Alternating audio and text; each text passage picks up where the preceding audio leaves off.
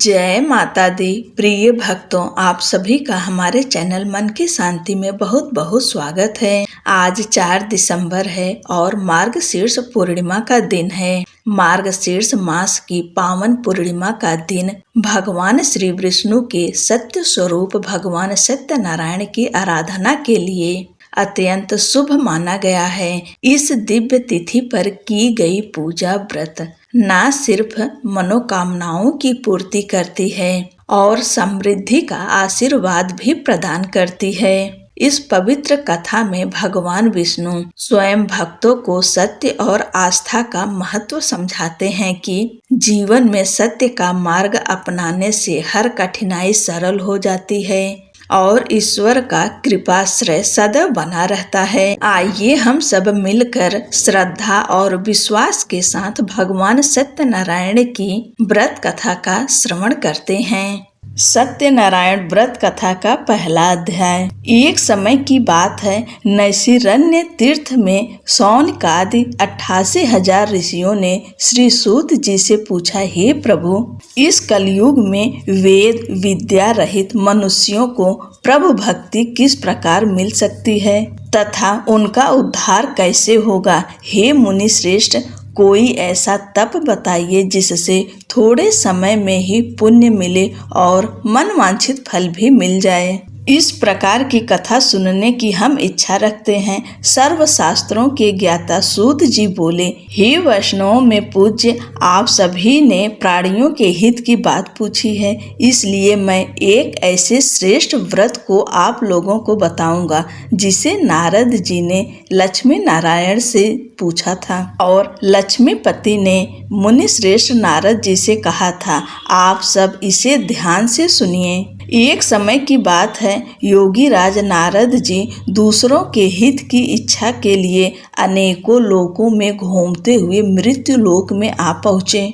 यहाँ उन्होंने अनेक योनियों में जन्मे प्रायः सभी मनुष्यों को अपने कर्मों द्वारा अनेकों दुखों से पीड़ित देखा। उनका दुख देख नारद जी सोचने लगे कि कैसा यत्न किया जाए जिसके करने से निश्चित रूप से मानव के दुखों का अंत हो जाए। इसी विचार पर मनन करते हुए वह अपने विष्णु लोक में गए। वहाँ वह देवों के ईश नारायण की स्तुति करने लगे, जिनके हाथों में शंख चक्र गदा और पद्य थे, गले में वरमाला पहने हुए थे। स्तुति करते हुए नारद जी बोले, हे भगवान, आप अत्यंत शक्ति से संपन्न हैं। मन तथा वाणी भी आपको नहीं पा सकती है। आपका आदि मध्य तथा अंत नहीं है। निर्गुण स्वरूप सृष्टि के कारण भक्तों के दुख को दूर करने वाले हैं। आपको मेरा नमस्कार है। नारद जी की स्तुति सुन विष्णु भगवान बोले, हे मुनि श्रेष्ठ, आपके मन में क्या बात है?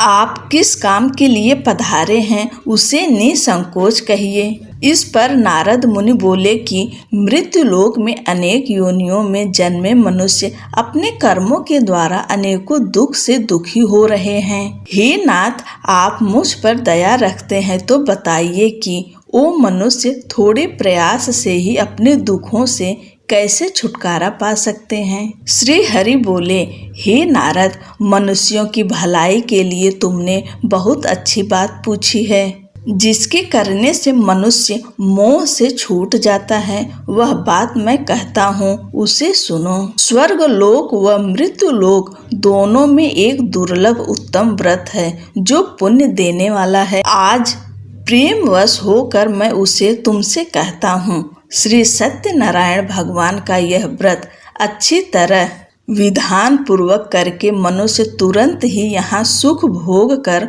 मरने पर मोक्ष पाता है। श्री हरि के वचन सुन नारद मुनि जी बोले कि उस व्रत का फल क्या है और उसका विधान क्या है।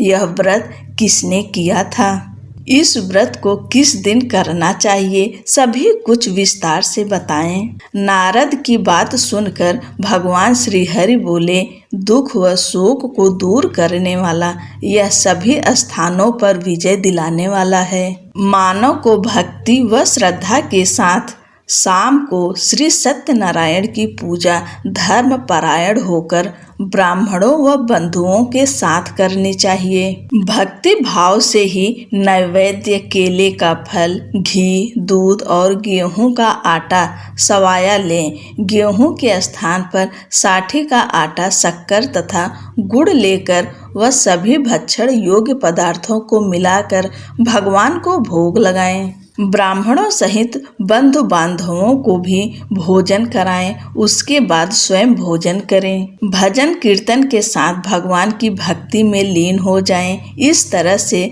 सत्यनारायण भगवान का यह व्रत करने पर मनुष्य की सारी इच्छाएं निश्चित रूप से पूरी होती है। इस कलिकाल अर्थात कलयुग में मृत्युलोक में मोक्ष का यही एक सरल उपाय बताया गया है। श्री सत्यनारायण व्रत कथा का पहला अध्याय समाप्त हुआ। बोलिए श्री सत्यनारायण भगवान की जय। सत्यनारायण भगवान व्रत कथा का दूसरा अध्याय। सूत जी बोले, हे ऋषियों, जिसने पहले समय में इस व्रत को किया था उसका इतिहास कहता हूँ, ध्यान से सुनो। सुंदर काशीपुरी नगरी में एक अत्यंत निर्धन ब्राह्मण रहता था। भूख प्यास से परेशान वह धरती पर घूमता रहता था। ब्राह्मणों से प्रेम करने वाले भगवान ने एक दिन ब्राह्मण का वेश धारण कर उसके पास जाकर पूछा, हे विप्र, नित्य दुखी होकर तुम पृथ्वी पर क्यों घूमते हो? दीन ब्राह्मण बोला, मैं निर्धन ब्राह्मण हूँ, भिक्षा के लिए धरती पर घूमता हूँ। हे भगवान, यदि आप इसका कोई उपाय जानते हो तो बताइए। वृद्ध ब्राह्मण कहता है कि सत्यनारायण भगवान मनोवांछित फल देने वाले हैं, इसलिए तुम उनका पूजन करो। इसे करने से मनुष्य सभी दुखों से मुक्त हो जाता है। वृद्ध ब्राह्मण बनकर आए सत्यनारायण भगवान उस निर्धन ब्राह्मण को व्रत का सारा विधान बताकर अंतर्ध्यान हो गए। ब्राह्मण मन ही मन सोचने लगा कि जिस व्रत को वृद्ध ब्राह्मण करने को कह गए हैं, मैं उसे जरूर करूँगा। यह निश्चय करने के बाद उसे रात में नींद नहीं आई और वह सवेरे उठकर सत्यनारायण भगवान के व्रत का निश्चय कर भिक्षा के लिए चला गया। उस दिन निर्धन ब्राह्मण को भिक्षा में बहुत धन मिला, जिससे उसने बंधु बांधवों के साथ मिलकर श्री सत्यनारायण भगवान का व्रत संपन्न किया। भगवान सत्यनारायण का व्रत संपन्न करने के बाद वह निर्धन ब्राह्मण सभी दुखों से छूट गया और अनेक प्रकार की संपत्तियों से युक्त हो गया। उसी समय से यह ब्राह्मण हर माह इस व्रत को करने लगा। इस तरह से सत्यनारायण भगवान के व्रत को जो मनुष्य करेगा वह सभी प्रकार के पापों से छूटकर मोक्ष को प्राप्त होगा। जो मनुष्य इस व्रत को करेगा वह भी सभी दुखों से मुक्त हो जाएगा। सूत जी बोले कि इस तरह से नारद जी से नारायण जी का कहा हुआ श्री सत्यनारायण व्रत को मैंने तुमसे कहा। हे विप्रो, मैं अब और क्या कहूँ? ऋषि बोले, हे मुनिवर, संसार में उस विप्र से सुनकर और किस किस ने इस व्रत को किया है, हम सब इस बात को सुनना चाहते हैं। इसके लिए हमारे मन में श्रद्धा का भाव है। सूत जी बोले, हे मुनियों, जिसने इस व्रत को किया है वे सब सुनो। एक समय वही विप्र धन व ऐश्वर्य के अनुसार अपने बंधु बांधवों के साथ इस व्रत को करने को तैयार हुआ। उसी समय एक लकड़ी बेचने वाला बूढ़ा आदमी आया और लकड़ियां बाहर रखकर अंदर ब्राह्मण के घर में गया। प्यास से दुखी वह लकड़हारा उनको व्रत करते देख विप्र को नमस्कार कर पूछने लगा कि आप यह क्या कर रहे हैं? तो उन्होंने बताया कि व्रत कर रहा हूँ तथा इसे करने से क्या फल मिलेगा, कृपया मुझे भी बताएं। ब्राह्मण ने कहा कि सब मनोकामनाओं को पूरा करने वाला यह सत्यनारायण भगवान का व्रत है। इनकी कृपा से ही मेरे घर में धन धान्य आदि की वृद्धि हुई है। विप्र से सत्यनारायण व्रत के बारे में जानकर लकड़हारा बहुत प्रसन्न हुआ।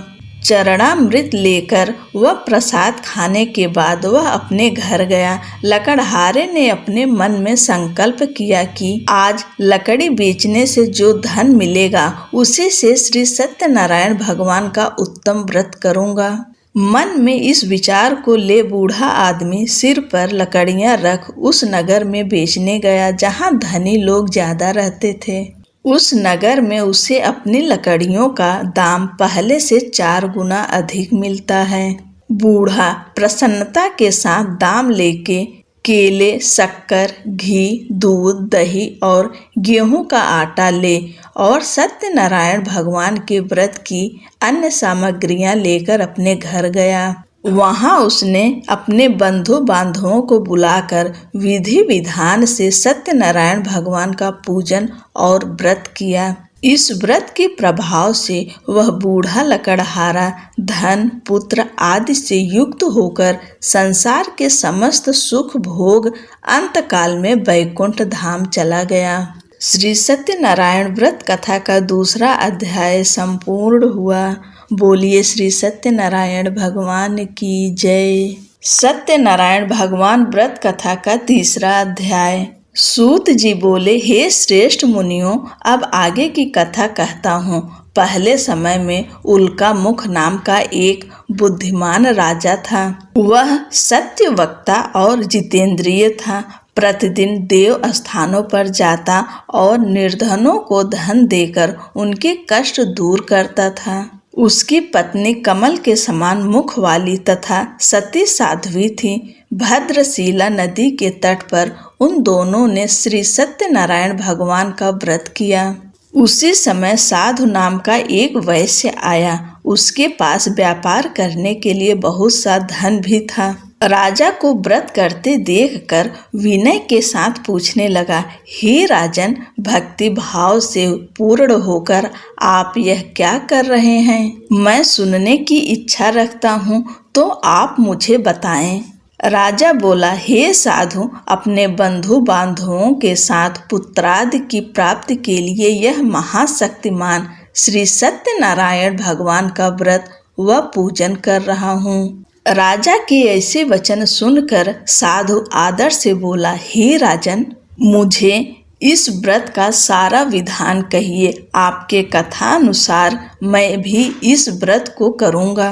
मेरी भी संतान नहीं है और इस व्रत को करने से निश्चित रूप से मुझे संतान की प्राप्ति होगी। राजा से व्रत का सारा विधान सुन व्यापार से निवृत्त हो वह अपने घर गया। साधु वैश्य ने अपनी पत्नी को संतान देने वाले इस व्रत का वर्णन कह सुनाया और कहा कि जब मेरी संतान होगी तब मैं इस व्रत को करूँगा।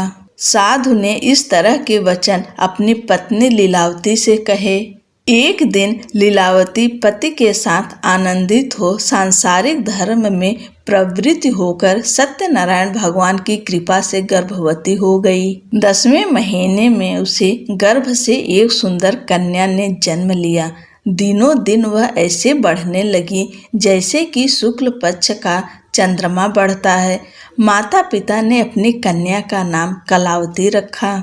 एक दिन लीलावती ने मीठे शब्दों में अपने पति को याद दिलाया कि आपने सत्यनारायण भगवान के जिस व्रत को करने का संकल्प किया था उसे करने का समय आ गया है। आप इस व्रत को करिए। साधु बोला कि हे प्रिय, इस व्रत को मैं उसके विवाह पर करूँगा। इस प्रकार अपनी पत्नी को आश्वासन देकर वह नगर को चला गया।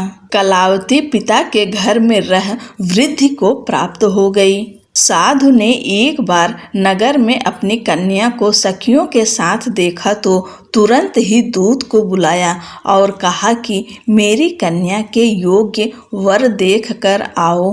साधु की बात सुनकर दूत कंचन नगर में पहुंचा और वहां देखभाल कर लड़की से सुयोग्य वाणिक पुत्र को ले आया।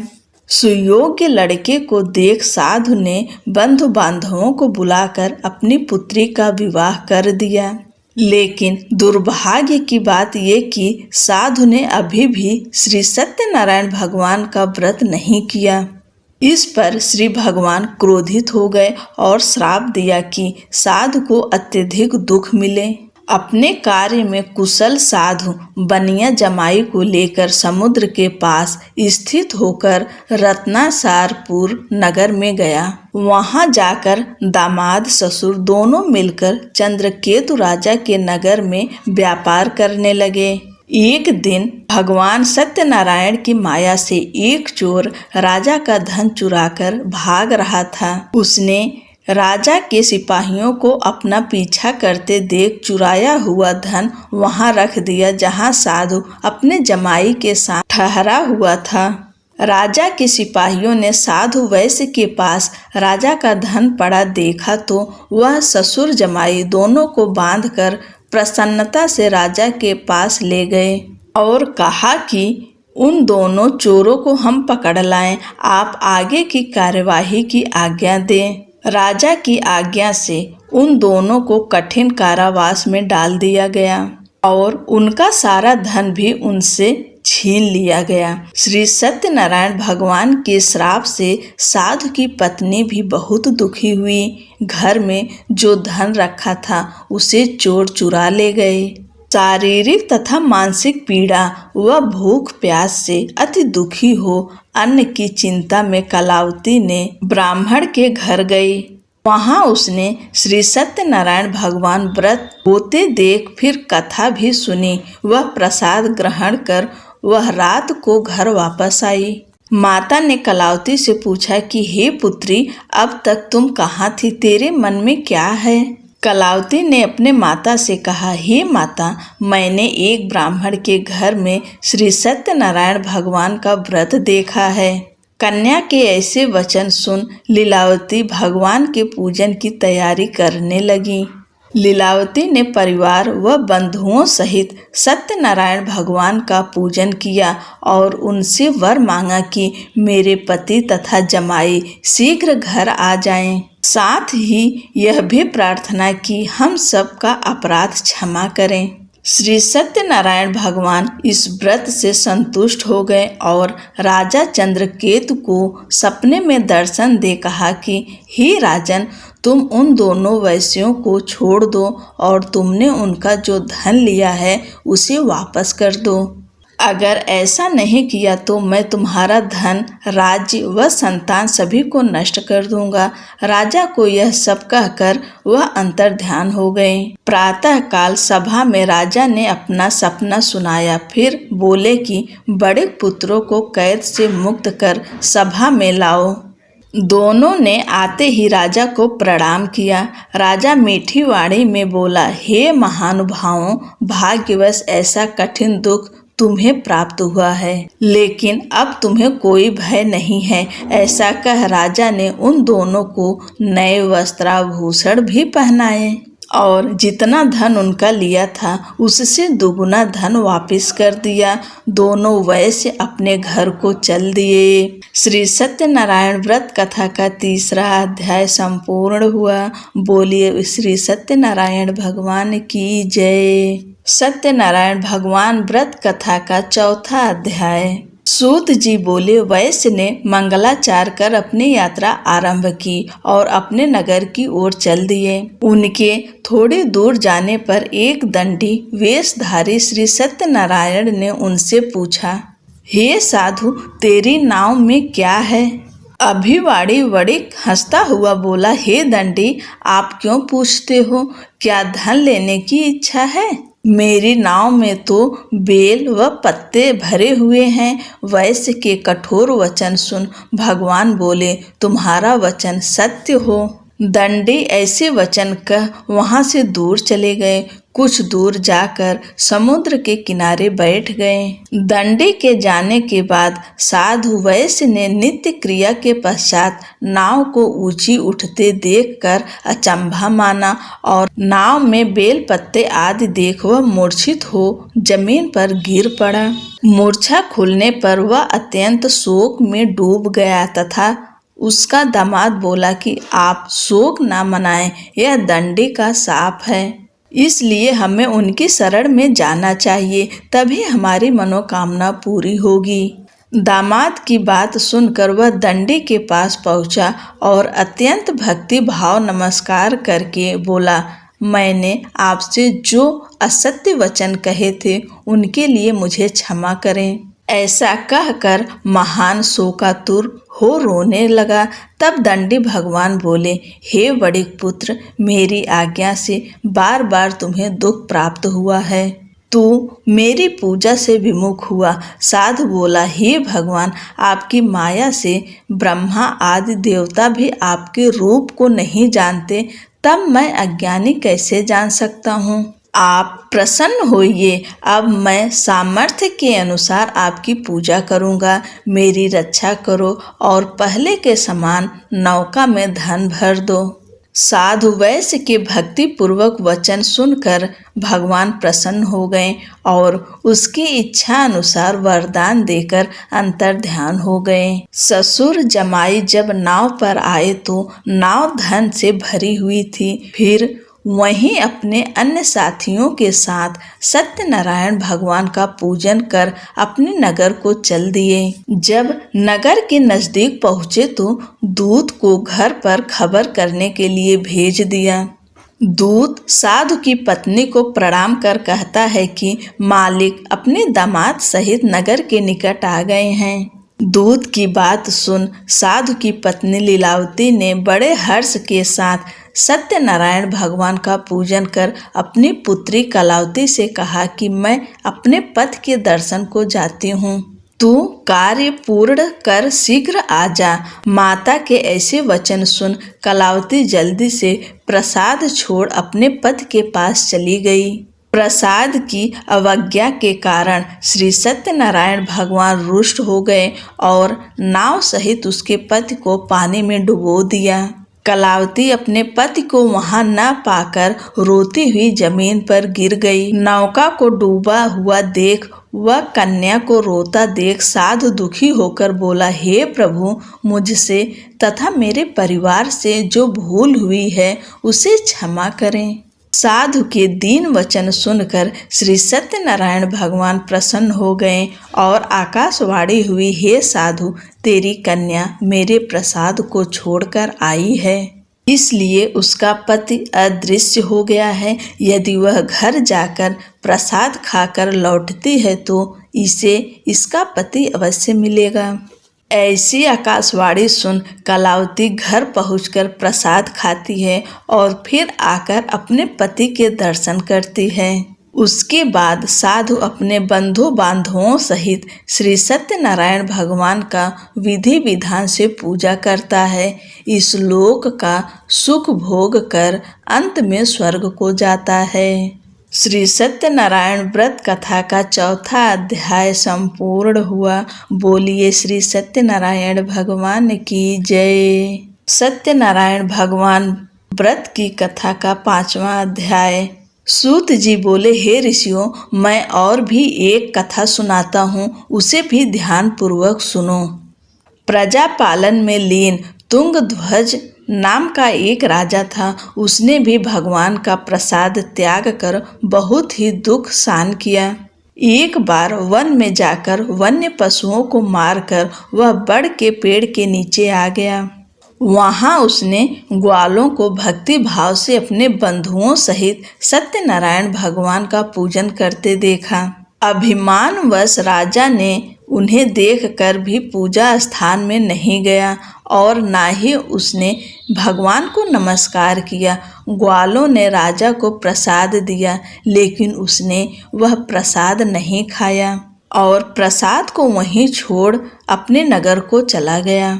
जब वह नगर में पहुंचा तो वहां सब कुछ तहस नहस हुआ पाया, तो वह शीघ्र ही समझ गया कि यह सब भगवान ने ही किया है। वह दोबारा ग्वालों के पास पहुंचा और विधि पूर्वक पूजा करके प्रसाद खाया तो श्री सत्यनारायण भगवान की कृपा से सब कुछ पहले जैसा हो गया। दीर्घ काल तक सुख भोगने के बाद मरणोपरांत उसे स्वर्गलोक की प्राप्ति हुई। जो मनुष्य परम दुर्लभ इस व्रत को करेगा तो भगवान सत्यनारायण की अनुकंपा से उसे धन धान्य की प्राप्ति होगी। निर्धन धनी हो जाता है और भय मुक्त हो जीवन जीता है। संतानहीन मनुष्यों को संतान सुख मिलता है और सारे मनोरथ पूर्ण होने पर मानव अंत काल में वैकुंठ धाम को जाता है। सूत जी बोले, जिन्होंने पहले इस व्रत को किया है अब उनके दूसरे जन्म की कथा कहता हूँ। वृद्ध सतानंद ब्राह्मण ने सुदामा का जन्म लेकर मोक्ष की प्राप्ति की। लकड़हारे ने अगले जन्म में निषाद बनकर मोक्ष प्राप्त किया। उल्का मुख नाम का राजा दशरथ होकर वैकुंठ को गए। साधु नाम की वैश्य ने मोर ध्वज बनकर अपने पुत्र को आरे से चीरकर मोक्ष पाया। महाराज तुंगध्वज ने स्वयंभू होकर भगवान में भक्ति युक्त हो कर्म कर मोक्ष पाया। श्री सत्यनारायण व्रत कथा का 5वां अध्याय संपूर्ण हुआ। बोलिए श्री सत्यनारायण भगवान की जय। पूरी कथा श्रवण करने के लिए आपका धन्यवाद। भगवान श्री सत्यनारायण की कृपा से आपकी हर मनोकामनाएं पूरी हो। आपको जीवन में जो कुछ भी चाहिए भगवान सब पूर्ण करें। आपका जीवन खुशियों से भरा हुआ हो। चैनल को लाइक शेयर कर दीजिए, सब्सक्राइब करना ना भूलें। जय श्री कृष्णा। राधे राधे।